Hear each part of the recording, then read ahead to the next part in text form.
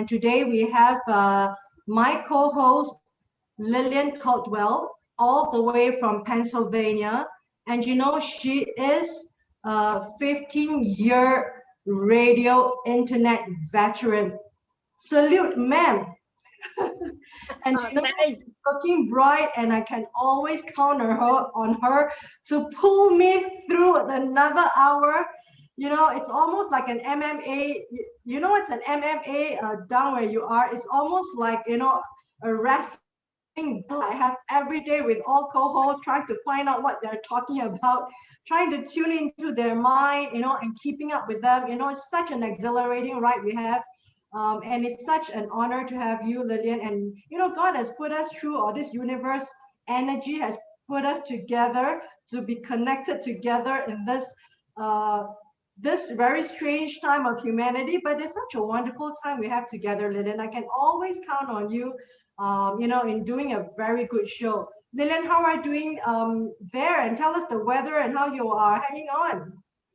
Okay, well, it's been a lousy week. We've had 2 or 3 days of a lot of snow with ice on top of that and sleet on top of that. They were telling people don't go on the roads unless you absolutely have to. People didn't make it to work until halfway through the day was already over. So things were a little bit sluggish. I didn't go out at all because I value my older bones. If the younger ones want to go out and slip and slide, that's their business. They'll bend a lot faster than I will. But I have a healthy respect for when the weatherman says, if you have no business being out, stay in. Yes. So today it's like 22, 23, but there's a wind chill of 17 degrees. And in other places, it's 23 degrees with a wind chill of 11. So depending on which county you are in Pennsylvania, the wind chills can take you all the way down to single digits. Yeah. So, you know, just to let the viewers and the listeners in this part of the world know, 17 degrees, Lillian is actually referring to 17 degrees Fahrenheit. So to translate that into Celsius or centigrade is actually below 0 degrees, which means that if you put your Coca-Cola out there, it kind of becomes ice instantly. Am I right?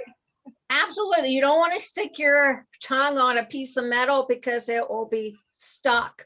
You'll be stuck. Yes. You'll be stuck. You don't want really to dangerous. Close your skin either. And also you can, like what you say, slip and slide, and it can be really dangerous for cars, for anyone, because there's no friction. You can actually get a bad accident with the ice. Am I right? Yes, there's a term here called black ice, which means you can see the asphalt, but over it, it may be a thin sheet of ice. And if you can't distinguish, what will happen is when you apply your brakes to your car, instead of stopping the way brakes grab, you'll slide.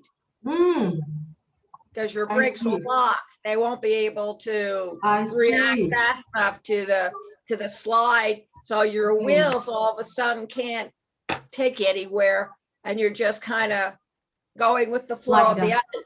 Yeah.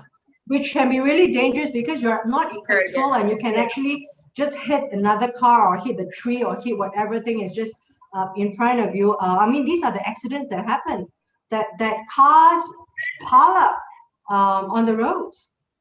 Well, they had something unusual. There's a bridge that goes, I think it was in Delaware, and it's called the Chesapeake Bridge. Well, ice had formed on the top towers, and the ice was beginning to crack off and drop down.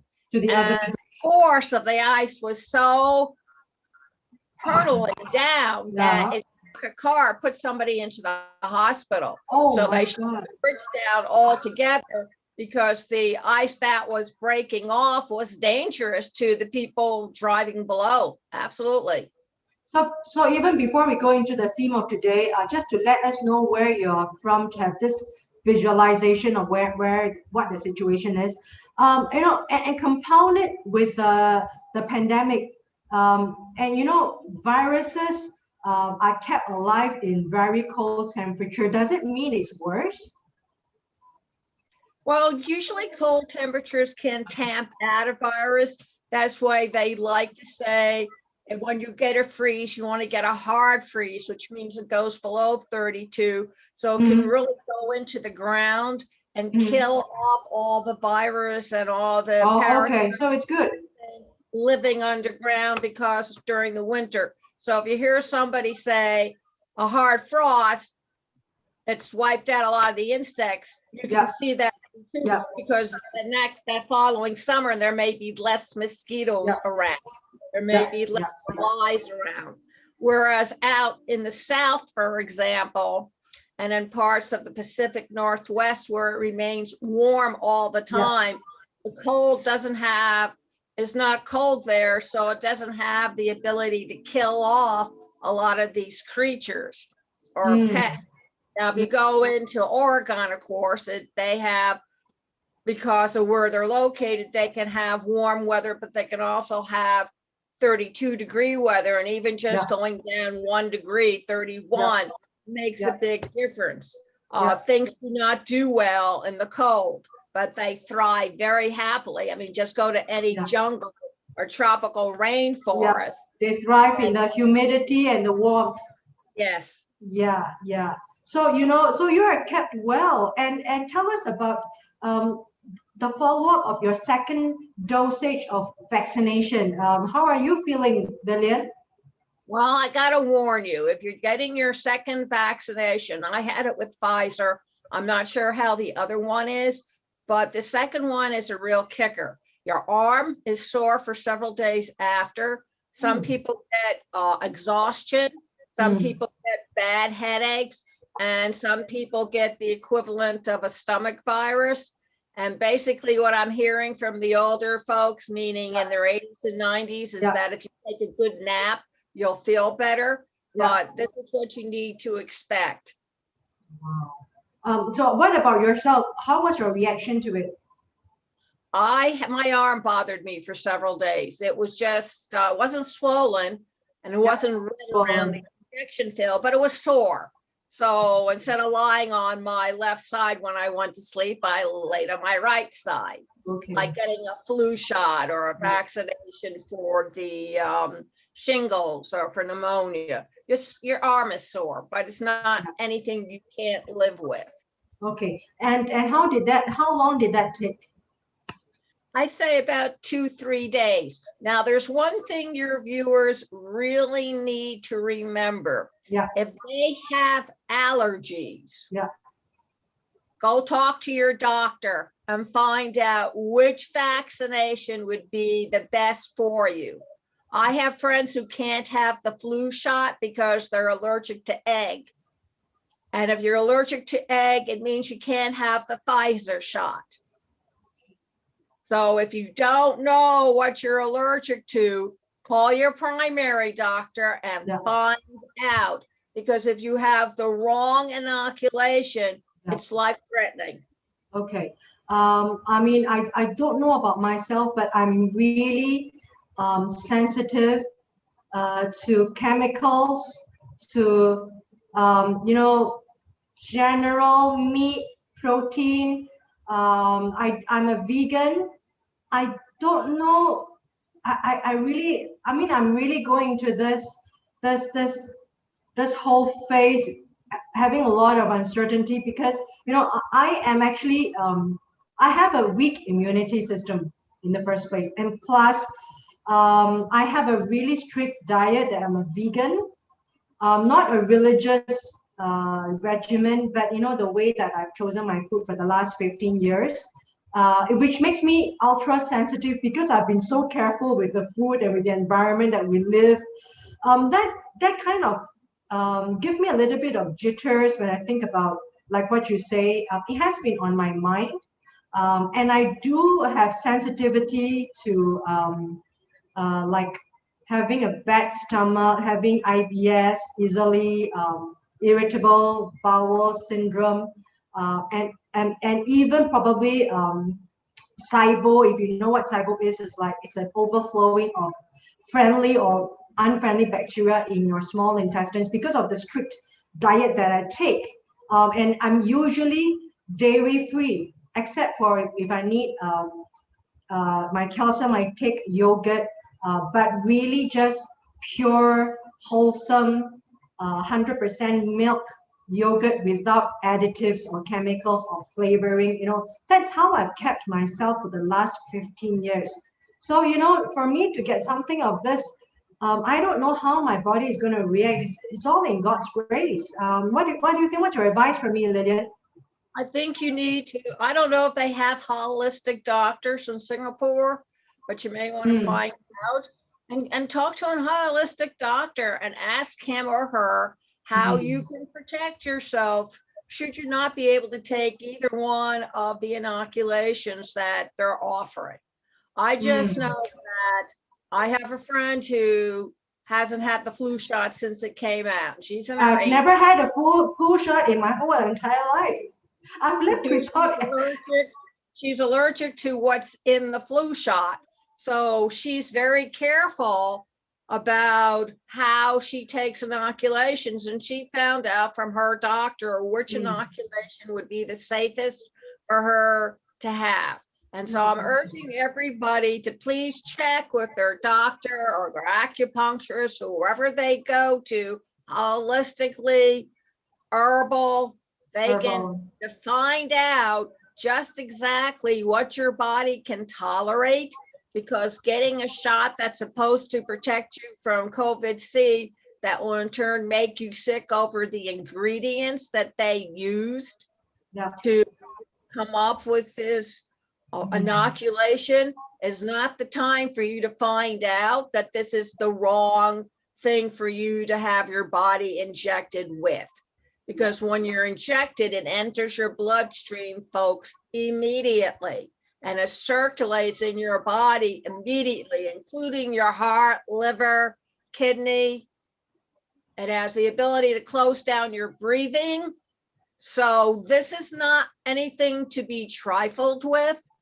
You really need to find out which inoculation is best for you, for your system to tolerate. And if neither of them are good for you, then don't take them. Normally, I would urge you to take the vaccination, but if your body can't tolerate the ingredients that were put into this serum to protect you, then you're doing worse harm to your body and taking it into your system. And find out from talking to an herbalist or like I suggested, a holistic doctor, and find out another way of how to protect yourself, because you don't want to open the door to something worse. Thank you for that reminder. I think everyone has to hear that and then replay. And replay. Replay. About allergies, but I've seen people have adverse reaction to peanuts, peanut butter. I've seen people have reaction to things like honey, which is supposed to be a health food. So I really think that everybody is individual. Their bodies tolerate certain chemicals and other chemicals it does not. So now is not the time to choose an inoculation that has different chemicals in that you may possibly be allergic to, or your system just doesn't absorb them. I mean, that's the whole idea, is when you're getting a shot, is that your system is absorbing what's inside this shot, which is a bunch of chemicals put together. I mean, it's not just man-made. These are natural chemicals that you find out in the rainforest, for example. But you want to make sure that the combination of these chemicals that are being mixed together is not going to have an adverse effect on your physical system. Yeah, okay. I think that's a very grave, serious, friendly, timely warning to all of us. It's like a wake-up call. I think we have to do our homework and not just like depend on God to do the homework for us. We really have to do the homework, find out, like what you say, talk to a doctor, to natural therapists, etc. Yeah, I think I will have to do that.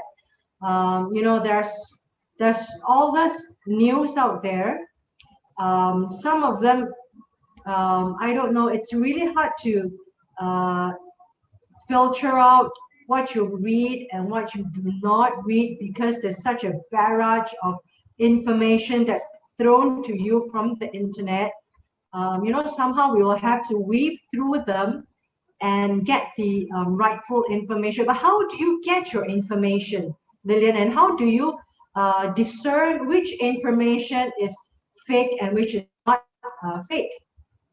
Well, we have what we have is an official, Dr. Fushi, who is considered considered an expert in the field. I don't know if he's answering personal questions. I don't even know if you can write to the UN and find out. Mhm. But if it isn't from his mouth or any of his associates, then don't follow it. In fact, they now have home kits, supposedly, where not only can you test yourself, but give yourself some kind of protection against COVID. From what I understand of the studies that are done, don't waste your money. Okay, those are like fake. Yeah, those are fake. They mean to be well, but they don't have everything in them really to guarantee. And listen up, just because you don't test positive one day for COVID doesn't mean that you're going to be COVID free. It just means on that particular day, you don't have COVID. But exactly. The next day. Point in fact, a lady over here got both COVID shots, and 2 days later, she was dead from COVID-19. So you have to understand that this is not a miracle drug. It's no guarantees. And if you can buy it on the internet, have your common sense kick in and say, no, talk to your doctor first. Talk to a healthcare worker that's in the field. I know that most nurses are just as informed about these kits and about the inoculations as the doctors are. So find a nurse practitioner, which puts her equivalent to almost a doctor because they go to medical school, folks. Okay. So now tell us about the case whereby you say that one of the residents were tested negative. One of the residents here. Tell us about her case. She had been over there for a long time. She was not well, but she wasn't deathly sick. She was I believe she had some kind of stroke, and she never snapped back as much as she should have. So she was kept in assisted living. And they give all the people who are in assisted living, because they're more of a health risk, their shots first. Yeah. And she got both shots first. But apparently she contracted, COVID from someplace, they're not sure where. And because her immunity system was compromised already, and she was already in a weakened state, she died. Even with the shots, even with the vaccination. I mean, shots are a miracle compared to what they coped with before shots came along.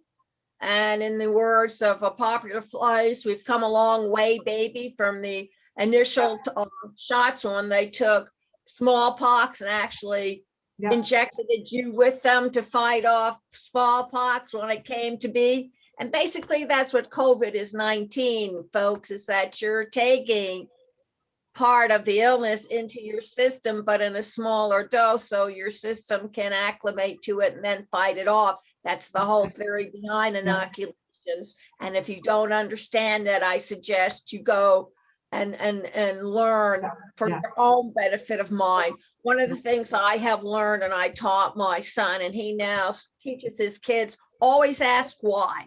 And if you don't know the answer, go and find out, because the more you know, the better you'll understand the path to what you're going to take, or why the doctors are doing this, or why this happened to grandma when she was in the hospital. Don't go in there with ignorance, because you're not helping yourself or the person you love by saying, well, I don't understand. Well, there are lots of things in this world one does not understand, but one goes out to learn. There's certainly enough WebMD and other type of medical doctors who are online that are staffing these sites 24/7, so that if you have a question, they'll come back with the answer for you. So what is inoculation? It takes part of the disease and injects it into your bloodstream for your body to acclimate to it and then can fight it off better because part of it's already in you. Ta-da! That's what an inoculation is. And if you want to find out more of how he does it, especially if you're an 8-year-old or a 10-year-old or even a 14-year-old, please go and look it up. Your doctor will be delighted if you come in the next time and said, I read that blue, blue, blue, blue, blue. Can you extrapolate it more? They'll be stunned. So that's what's going on, but not everybody's body will accept this part of the disease into their own system for whatever the reason. And you need to find out whether your system will tolerate it. If you go and buy a kit and you do it through your nostrils or you stick it down your throat and everything, there are certain things that you need to do even before you start doing your testing. And then I understand it's like a 90 to 95% maybe chance that it will diagnose for you. Well, listen up. I much rather have 100 out of 100 than 95 because that gives 5% of the disease to kill you. And it doesn't take much. Or you can lose one of your lungs. Or you could lose one of your kidneys, which your kidney, what does your kidney do? Your kidney washes out whatever comes through your system. That's its function. If your kidney I should put you on this. I should put you on the Singapore national level, national television to educate and to warn everyone, you know, because people are taking this a little bit lightly and a lot of ignorance. They're taking a lot of things for granted. And I got to tell you something. If your doctor doesn't know, go find somebody who does. As my mother's dad was a doctor. And one of the things he taught her was, you pay the doctor. Therefore, if the doctor does not fulfill his contract and earn that money you're paying him, goes to somebody else who does. And so she learned that it's okay for you to go to a second or the third doctor because you're paying the bill that's sending his kid to Switzerland to learn how to knit or whatever. So you have to understand it's a money transaction. And if you're not satisfied with what your money just purchased, go find somebody who will answer that burning question that you have. Okay, so now that you've got your vaccination or inoculation last Saturday, which we are, right? Remember you were telling me that you had it, you were going to have your inoculation after the show. And then how many people have already had the shot, the double dosage in your residence already? They're going to have, there's over 100, I think there's over 200 people in this independent, and only 3 people are holdouts. So they're working on the 3 people so they can open us back up, but they can't open us up until we have that. Also, you should know, even though you have the inoculations, both of them, you still wear your mask, you still stay 6 feet apart. The only difference is you don't go into quarantine. Okay, good. And then when will your, is there a period whereby after the second shot, you are told to still, how should I say? Are you told that you are still vulnerable to the virus after a particular period, after the second shot, and then after that period, then you are safe because your body is trying to build up its immunity? Am I right to say that? You're right to say. How long is that period after the second shot? I really don't know because the instructions they tell you is to still wear your mask, still remain 6 feet apart, no hugging, no kissing. The only difference is with the quarantine, you don't have to go into quarantine. So I think what they're really telling you is they can't give you a guarantee of 100%. It's like getting your flu shot and then you get a very mild case of the flu. Yeah. So chances are you get both of your COVID shots and maybe for some exposure that you have no control over or whatever, you may get a mild case. Now I've heard what the really severe cases of COVID is. So a mild case must be very, very mild. And apparently, listen up, folks, the symptoms of the flu and the symptoms of COVID are very much alike. Mm. So if you're in doubt, go see your doctor. Okay. Can I also ask, when will your residents restore its a normal activity, like going to the gym, the pool, the shared facilities? Do you all have a date when you all will be able to do that together? They're looking for somewhere in late March, early April, but the pool will not be open yet either. So I think they feel that the locker room is either men or women can be in there at the same time. And I don't think they want to push it too much. And even in the dining rooms, tables are still 6 feet apart. And they're limiting how many people can be in the dining room. So I believe that it's going to be a long time before things return to normal. I mean, the US government is telling people it's hoping to get everyone inoculated with both injections by late summer. So we're already looking at fall. And I don't really think things will really kick off until January 2022. When they say inoculate everybody, does that include the kids? And the kids, are they going to get the same kind of shots? I don't know. I know the kids will need to be inoculated before they go back to school. Because the government wants to open up the schools and get the kids back into school again. It's not so much the learning part, but it's the socialization part that these kids are really getting. It doesn't seem to affect the teenagers because teenagers manage to congregate on their tablets. There's not a problem. But it's for the kids in elementary school, I suspect, that are really having the worst of it. Yeah. And I would like to salute all these people in the residence, like where you are. People like you have been kept indoors for the last 13 to 14 months, and you seem to be really strong and giving out strong advice to people who are outside. They don't seem to be have the kind of discipline and vigilance and the kind of seriousness to the situation. And I'm not talking about fear. I'm talking about being serious, being responsible, being a responsible neighbor, being a responsible community player. People, a lot of people, I'm talking about in general, not just where US is, but in general, a lot of countries. I mean, there are people who are finding it really, really hard to just stay at home. They have to like get out, just be out there. Like they can't sit. I used to be that way, when I was a teen. I just can't sit at my desk.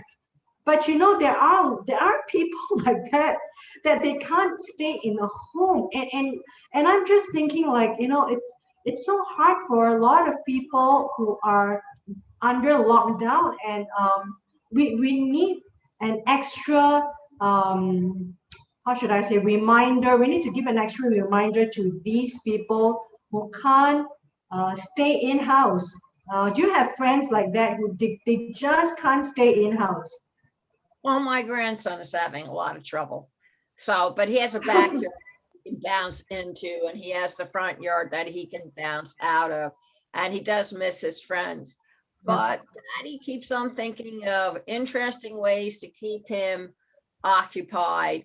And of course, he has his FaceTime with me. So one time we do clay together. And the next time I read to him from one of the books he's given me. Or another time we play Legos together. Or, the next time we just do different type of activities every time he sees virtually me. On the computer.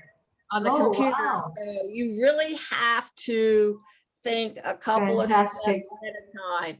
I mean, his older sisters are both 14 and they have their own lives, and please don't bother me. You're a real pain in the neck, go away.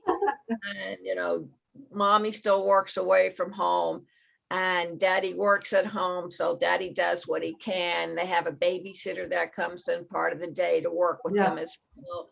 And then grandma is reserved for when all else fails. So we do a lot. We dance when everything else fails. When everything else fails, or we play hide and seek. And, I try to think of things to keep him occupied.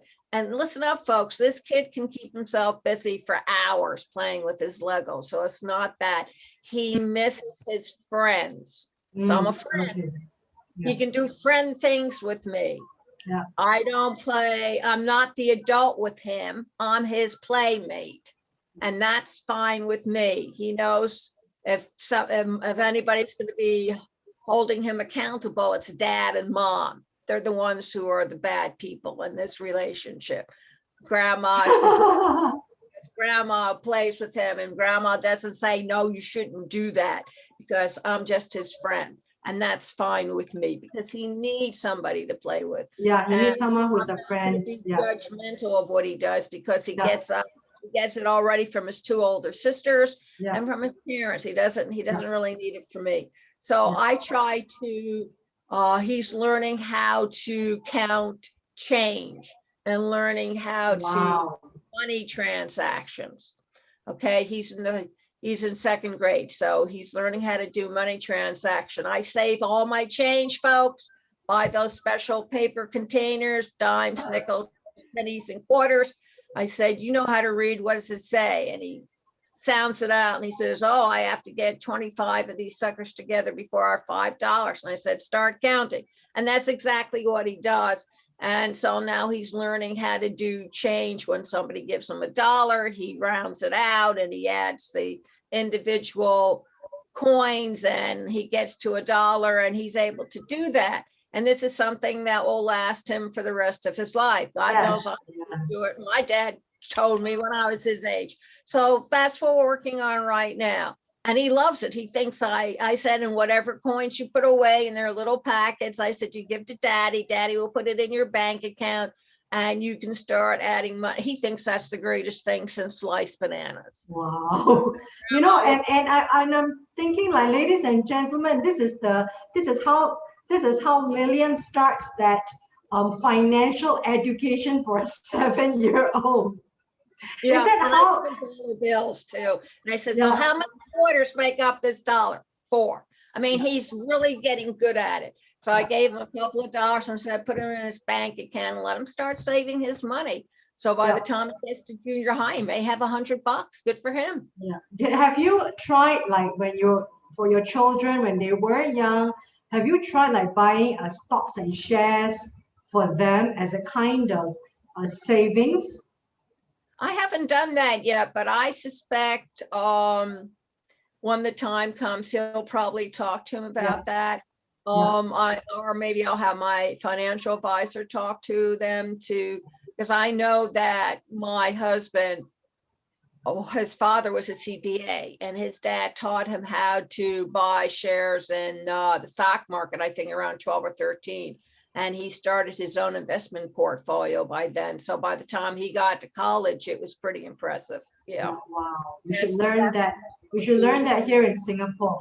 And earlier on you talked about, people are buying off test kits or buying off certain kinds of so-called presumed COVID prevention or COVID drugs online. This is actually, I mean, some of them are they are just outright scams. Is that happening? Is that happening when everyone is in lockdown? People are going online to buy things. Is that what's happening in the US, Lillian? I'll tell you, what they're doing is no different from the peddlers from the Middle Ages who used to bring in quicksilver, which was mercury, or some other kind of concoction, and sell it on the street, telling the patrons that this is going to cure you of ABC 1, 2, 3. Yeah. So before you buy your snake oil, I was thinking, yes. Yes. Before you buy your snake oil, call your doctor's office and ask the nurse. I came across this ad. It said that this elixir would miraculously do ABC. She'll talk to the doctor. My nurse always does. I call up with some very interesting questions and they say, hold on. 10 minutes later, she's back and they'll say, well, he'll call you himself, or she'll tell you verbatim after she reads her notes from talking with the guide, you know, what he thinks about it. And you really need to protect yourself. I was brought up with sayings, well, if it's too good to be true, it usually is. Yeah. Yeah. Or the other one is, if we all could ride horses, we all be kings. And there's a relevancy there, because back in the good old days that everybody refers to, you had to be quite wealthy to own more than one horse. Think of the Native American Indians. How did they buy their brides or food and stuff? They exchanged for a bride. A bride payment was made on how many horses the warrior brought over to the father. And if he brought 8 or 9, he was considered wealthy. So think about those little phrases that irritate you now, that's been in the common vernacular for the last 200 years. There's a reason why those sayings came to be in the first place. My favorite is from Franklin. There's many a slip between cup and lip. And there's a reason for that. Anything can happen once you agree to something, but it may not always comes to its completion. Yeah. Or you can lead a horse to water, but you can't make you drink. That all relates to teenagers, right? Yeah. So understand where these things came from, and then understand what they're trying to convey to you. Now, now that people are going online, for me, I buy my grocery online. I get my items online, not just groceries or food. I mean, anything. I just, the latest item that I got delivered was a hair dryer. I bought a hair dryer. It kind of looked okay, like, from the screen. And the price was all right, a little bit cheaper. But when I came and there's like different grades of the heat and the volume of the air, of the heat, of the wind. And the plastic actually melted. Well, I do have some tips on that too. Do you consider that a scam? It is a scam. And what you need to know, there are certain places that you can buy things from. And there are other places that I would ask you to please reconsider. One of the things that I have always had good luck with, go over to eBay. They sell a lot of reused stuff. Some of it is quite new. Some of it's refurbished. I got to tell you, I haven't had anything melt on me. And I buy a lot of stuff on eBay. Yeah. And the thing is that you can always return it to the original seller. Oh, okay. Or you can get into a dispute. And while many people aren't happy about Amazon, I have to tell you, if you know how to work with them, and I'm a Prime member, and that could be good or bad, but I have to tell you that if I order something from Amazon and I'm not happy about it, you can return it. And the other thing I would suggest, if you have anything to do with computers, go over to PC Magazine. They have an online version of it, and they'll take you in there and you can ask questions. What do you recommend? What's your 5 most recommend? Whatever has to do with electronic equipment, PC Magazine and computers. I use that as the Bible, because that will tell you exactly what you need. Or go into Google and say, best recommended blah, blah, blah for 2121. And you'll get, I did that yesterday when I was looking for software for malware. Yeah. Now, we all know about McAfee, and we all know about Norton, and we all know about capacity. Well, none of those things were on the top 21. So I picked out the top 21. They were having a 70% sale.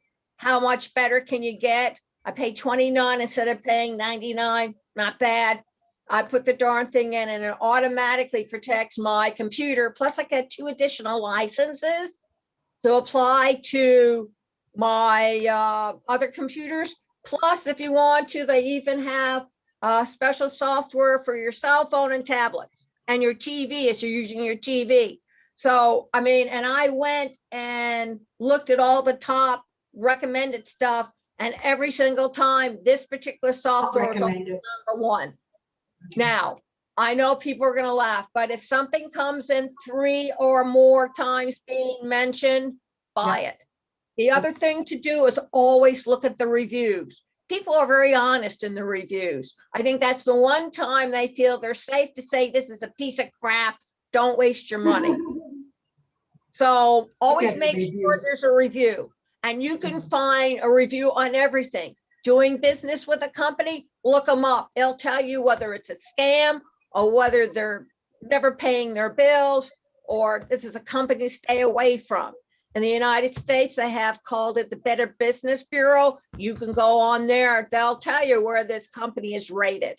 I don't know if they have an equivalent like that in Singapore. Maybe that's something you ought to try to invent over there. But if you don't have a rating from the Better Business Bureau, and they'll tell the public whether or not they're getting their money's worth. So there's eBay, there's Amazon. Go for the best recommended. Try to get something going for the best Better Business Bureau put into Singapore. So I really think, talk to the city leaders. Maybe you can. It's a way of protecting yourself from the people out there who are only digging into your pocket and want your money, and they don't care how they do it, and they don't care if they lie. Yeah. And with the Better Business Bureau, it will protect you. I mean, now in the States, they have something called wellness organization, and restaurants have it. And what if you get a wellness certified on your window now, it tells the consumer that this is a healthy place. You can bring your kid in and you're not going to die from lead poisoning. Or if you bring your kid in, you're not going to die from carbon monoxide poisoning, which is a big killer in the United States. And people, you may not think it's important, but when you go out anywhere, you need to protect yourself from the elements found within those stores. And our business, in the restaurant business here, the federal inspectors go in and check all the restaurants. And if they find rat droppings or rats or mice or wasps or anything else like that, they close the kitchen down, because you're at risk for eating food that's prepared in that kitchen.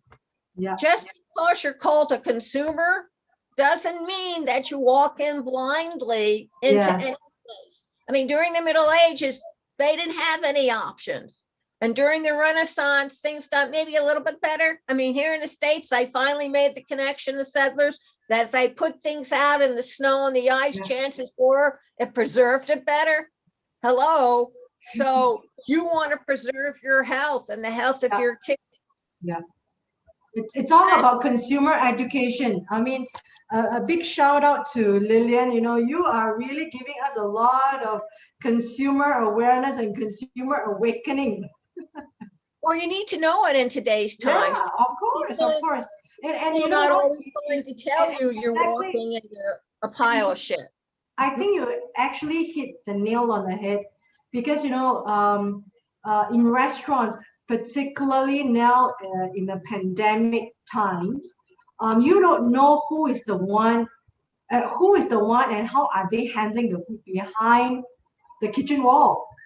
And you want them to be exceptionally doing a hygienic job, a good job in preparing your food. Is there such I heard from one of our guests, one of our co-hosts, that there is something called the COVID charge. Have you heard of that in your area? Yes. Charge. How does it work? I'm not sure. I'll have to look it up and find out. I think it's different places in different parts of America. Yeah. You need to, when you go out, if you go out to a restaurant, go to one that's in your neighborhood, because at least you have a pretty good eye. Second thing is, ask them, do you wear plastic gloves in the kitchen? Yes. Do you change those plastic gloves every time? Please shout out to the world. Please, can you say that again? Can you shout out, please? Tell the restaurant. And make sure they're changed often. And when they use the boards for raw meats like pork or chicken or beef, make sure they're changing those boards out, especially with chicken, because chicken carries a plethora of diseases all by itself. I mean, I know that Jews have been mocked, but we have two kitchens, one for the meat and one for the dairy. And there's a reason. There's a religion reason for it.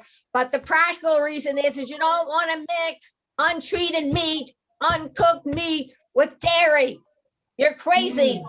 Both of them carry high germ risk. That's why you drink pasteurized milk. Pasteurized milk is milk that's been cooked. You do not drink raw milk unless you're crazy, because you don't know what's been inside that cow that passed through that unsanitized udder directly into the milk into the milk. Exactly. I mean, and on top of that, you've got the handlers, and then you have and you can say, Lillian, they're machines. Yeah. And how often are those machines wiped down? Yes.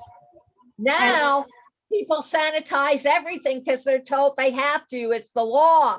But they can't see it in the restaurants because behind the walls you can't see, and you can't see if the handlers are wearing gloves. And the thing is that even if that has been stated out, nobody can really see, nobody can really check. It really depends on your self-regulation of the restaurant, right? Right. I have to tell you, when I bake cookies or biscotti or breads or whatever for my customers, I always wear gloves. Yeah. Because my hands are involved with the dough. So I don't want and it doesn't matter how much sanitizer you put on or bleach or anything else, there's always room for doubt. It's like the tubing for my CCAP machine. Listen up, folks.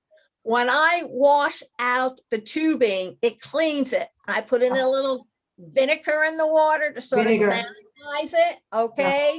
But it's a difference than if I put it into a special machine to disinfect it. It may be disinfected, but the bacteria from maybe not having it clean can still grow. And that's where you need to be aware of. There's a difference between disinfectant and cleaning. Why do you think when you go into the bathroom to have your mommy treat that scrape on your knee, the first thing she does is wash it out with soap and water? You know that because you're screaming and you want to kick her right in the gotchas, but you don't because she's your mom. And then she puts on the iodine. Or then she takes the rubbing alcohol. You clean it and then you sanitize it. Yes. I mean, my husband was an organic chemist, folks, and he was always washing his hands, and he was always washing the hands. But he always washed first, always washing to clean it out, and then disinfected. Now, I want to ask, how much does vinegar and soda clean up bacteria? I use, and you don't need a lot of vinegar. I mean, I use 1/4 cup, just enough, and I put it in also for my humidifier. When you're setting up your humidifier water, add a little vinegar to the water. What does it do? It cleans and kills out the germs, the bacteria that's floating in the air that you can't see. Wonderful. Okay, question. Vinegar, white vinegar, natural vinegar, apple cider vinegar. It's just regular vinegar. That means it's red vinegar, wine vinegar, you know. Food grade vinegar, eatable vinegar, and not the chemical vinegar, right? Not the chemical, just regular national vinegar. Okay, eatable vinegar. Take a tablespoon, put it into the water, fine. You don't need enough in an humidifier. It's just enough. I mean, you can smell it, but it doesn't matter because your nose gets fatigued after a while and you don't smell anything. And if you have COVID, it doesn't matter because you can't smell anyway. But moving right along, put a little bit of vinegar in there and that will help disinfect the bacteria running around the molecular. Okay, what about, because I do use vinegar to clean the floor, but you know, the smell just gets me. You can use vinegar in your water to clean your windows too. It cuts through the grease. So I just want to, do you use vinegar and soda, sodium bicarbonate? Yeah. Okay, I use the bicarbonate in my laundry. Yes. No, and how good, okay, I'm going to ask you this question with your experience. How good is it if I use sodium bicarbonate to wash my clothes, which I'm actually doing right now. I do put in quite a lot of, and it's made from America, it's shipped here all the way from America, the sodium bicarbonate. How well does it wash the clothes without soap? Without soap. You can get just the bicarbonate if you want to, but you add a little bit of soap. If you add a little bit of Tide to it, liquid Tide, according to my husband, that's the best out on the market is Tide. And he should know, folks. He was a chemist. That was his stock. I'm still a bit wary about. Yeah, I know. My husband also put peroxide. We put peroxide in the wash. It kills. Instead of getting the fancy stuff that they had out there, we just used peroxide. Yeah, and it did a good job. Yeah, okay, but and I do think that housewives, homemakers, people who are staying in prolonged period, they need a lot of such tips. You know, for the next show, can I suggest for the benefit of all of us in the prolonged pandemic lockdown, that, you know, can we have some of your a list of to-do list about some of these things that we should do in order to keep our environment clean, especially using natural products, because I'm a naturalist. I mean, I like to say that I prefer natural ingredients over chemical ingredients. I would prefer using vinegar and soda to wash my dishes, and I use my soda to clean the wrappers. You know, if the food gets delivered as a wrapper, I will clean the wrapper out with soda under the water, and with soap, of course, like disinfecting soap in the toilet. But you know, sometimes the smell just gets you too much. I'll give your people one more tip. If your kids or you are stressed out, I know they're having it since we're going more towards spring now. Either pick up a packet of lavender and plant it inside, or go out and buy one or two small little lavender plants. Because let me tell you something, ladies and gentlemen, when it comes into full bloom, what you're going to do is cut it off and dry it out and put it in a little cloth sachet, something like with the fragrance. Jewelry comes in, something like this. You can do it with that, what do you call it? You use it to strain a lot of things with. Yeah. The potpourri, it's like a potpourri. And you make a potpourri. Yeah. And you put that under your kid's pillow. Yeah. Or have him smell it before he goes to sleep, and then put it under a pillow. Put it in your clothes drawer. It does kill off moths and other little things that eat. Really? Yes. Wow. And you can have a natural smell in the house. If you want your house to smell good, you know, do what I did. Put up some boiling water with some cinnamon and let it simmer on the back burner. Okay. And it will fill the house, and it makes your house smell good. So can I have a special request, Lillian? Like next week, could you like give us a list for the prolonged pandemic lockdown housemakers? Oh, I can't take too much of the chlorine anymore. No. I mean, so you know, I need you to give us this list of this lockdown solution, this lockdown tips. I think this is something so practical, and everybody's waiting about, you know, the standard procedures to get yourself the household clean, and to go into a very safe, comfortable environment that is stress-free. You know, can we do that next week with you, Lillian? I will leave them with one small tip. There's a new product online. Yeah. And apparently it's a little envelope of different types of herbs put together. Yeah. All you do is you put it into a bottle of water. Yeah. And with the different herbs, it creates different types of mixes that you can use in your house to clean it. Floors, windows, doors. Is it like an essential oil? Yeah.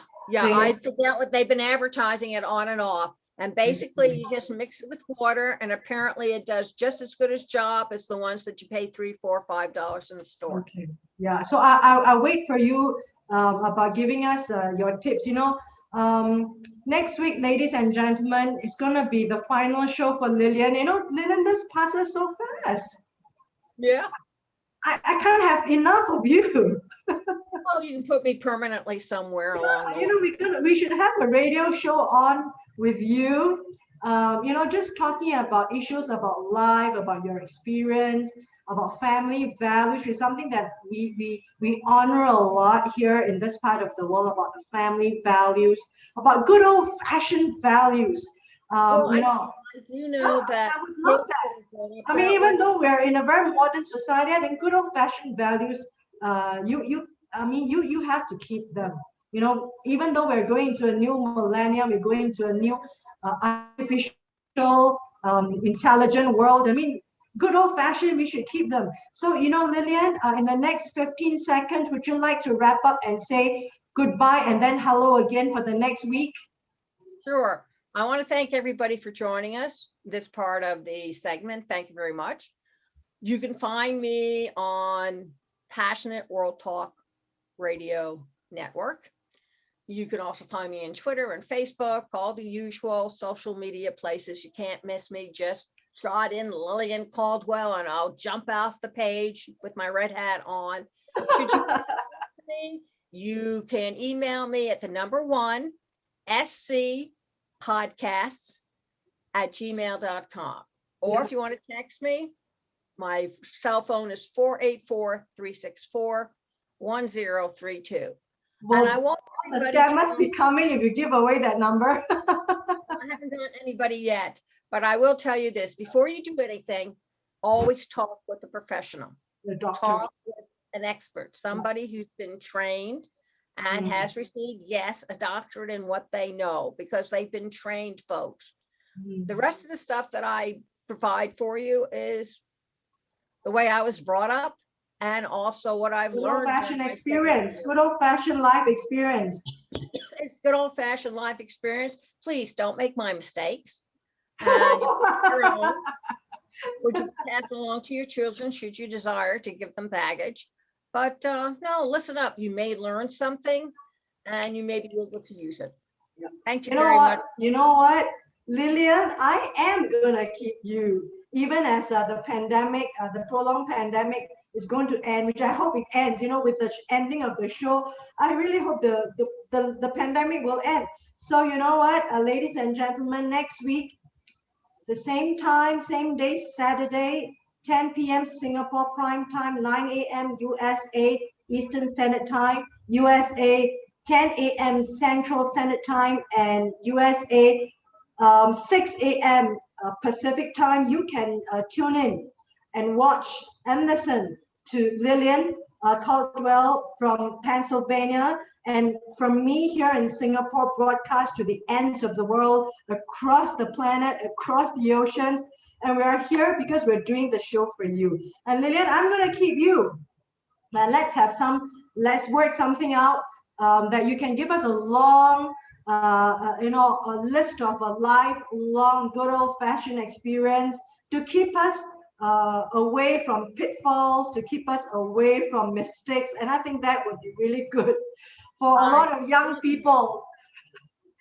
You know, down here in this world, we respect a lot of people with a lot of life experience. We respect people who have gone through, a journey of life. People have gone through the fire.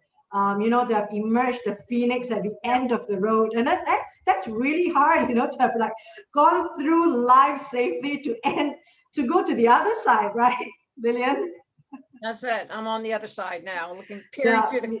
Yeah, that's why you're safe. You're on the other side. Is like the battle is with the younger people. So thank you so much, Lillian. Nice to have you. It's always so wonderful to have you. I can always count on you to bring me to the other side. Oh, ladies and gentlemen, come back again next Saturday, and darling, watch, listen to Lillian at tinyurl.com/talkaboutlife. Please, Lillian and everyone, you stay safe from friends in pandemic. Let's give Lillian a big round of applause. I'll see you next week, Lillian. Okay, have a great week. And tell us more. We have more from her next week. Bye. See you.